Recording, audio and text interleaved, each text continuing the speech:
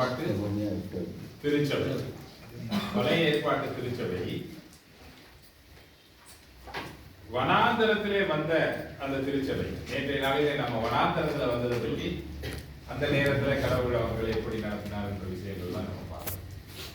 வனாந்தரத்திலே வந்த அந்த திருச்சபை நாட்டிலே போய் குடியேறுகிற திருச்சபை, நாட்டிலே இருந்து துரத்தப்படுகிற திருச்சபை, திரும்ப நாட்டுக்கு வருகிற திருச்சபை. இப்பொழுது திரும்ப நாட்டுக்கு துரத்தப்பட்டு வந்திருக்கிற ஒரு திருச்சபையை பற்றி நாம் வாசிக்கிறோம்.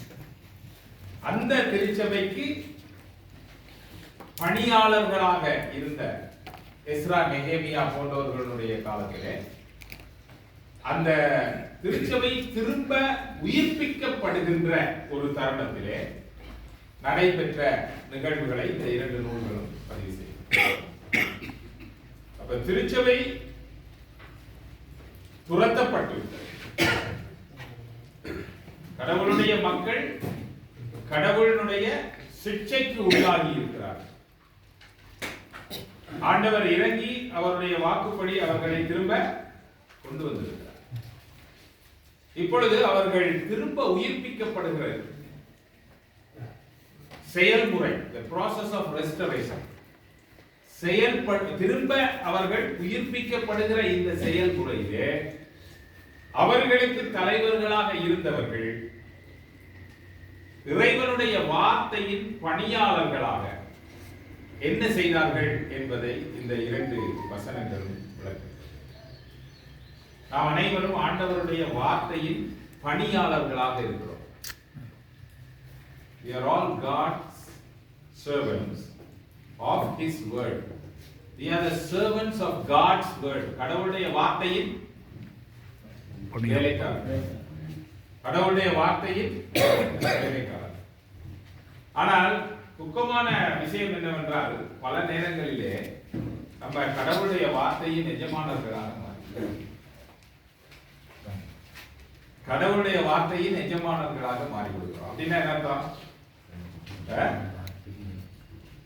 வார்த்தையை நம்ம கையில் எடுத்துக்கிட்டு அதை பயன்படுத்தி நமக்கு விருப்பமான விஷயங்களை பேசிக் கொண்டிருக்கிறோம் இல்லையா? அது மிக ஆபத்தான ஒரு விஷயம். அதை நம்ம என்ன சொல்றோம்னா, பல திருச்சபைகள்ல இன்றைக்கு இருக்கக்கூடிய ஒரு மிகப்பெரிய ஒரு பிரச்சனை என்னவென்று சொன்னால், பிரசங்க பீடம் முறைகேடாக பயன்படுத்தப்படுது. புல்பிட் அபியூஸ் அப்படின்னு சொல்லுவாங்க ஆங்கிலத்தில். அபியூஸ் என்ற வார்த்தை இன்னைக்கு ரொம்ப எல்லா பக்கத்திலேயும் உலகம் முழுவதும் அதிகம் பேசப்படுகிறது. நம்ம நாட்டில் இந்தியா, இலங்கை போன்ற பகுதிகளிலே குழந்தைகளை துஷ்பிரயோகம் பண்றாங்க, முறைகேடாக பயன்படுத்துகிறார்கள். அது எவ்வளவு ஒரு கடினமான ஒரு குற்றம், அது தண்டிக்கப்பட வேண்டிய குற்றம். அதுக்கு எதிராக பல சட்டங்கள் எல்லாம் புதுசாக இயக்கி இருக்கிறாங்க. ஒரு வாரத்துக்கு முன்னாடி தமிழ்நாடு சட்டமன்றத்தில் அப்படிப்பட்ட ஆட்களுக்கு கடுமையான தண்டனை கொடுக்க சொல்லி சட்டம் இயற்றி இருக்கிறாங்க. அந்த குழந்தைகளை முறைகேடாக. அதே போல கடவுளுடைய வார்த்தையை நம்ம முறைகேடாக பயன்படுத்துவதும் மிகவும் பாரதூரமான, மிகுந்த தண்டனைக்குரிய குற்றச்செயல். புல்பிட் அபியூஸ் மிகப்பெரிய தவறு. ஆகவே கடவுளுடைய பணியாளர்களாக இருக்கிறோமா? கடவுளுடைய வார்த்தையின் பணியாளர்களாக இருக்கிறோமா? வார்த்தையின் எஜமானர்களாக இருக்கிறோம்? Are we the servants of God's word or are we the masters of God's word?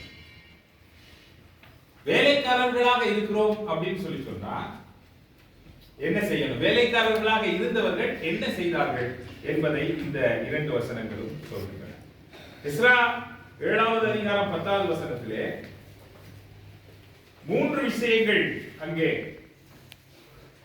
நேற்றைய நாளிலே நம்ம பார்த்தது போல 3 முக்கியமான வினை சொற்கள் அங்கே இருக்கின்றன. முதலாவது அவர் என்ன செய்யறார்? எஸ்ரா வேதத்தை ஆராய்ந்தார்.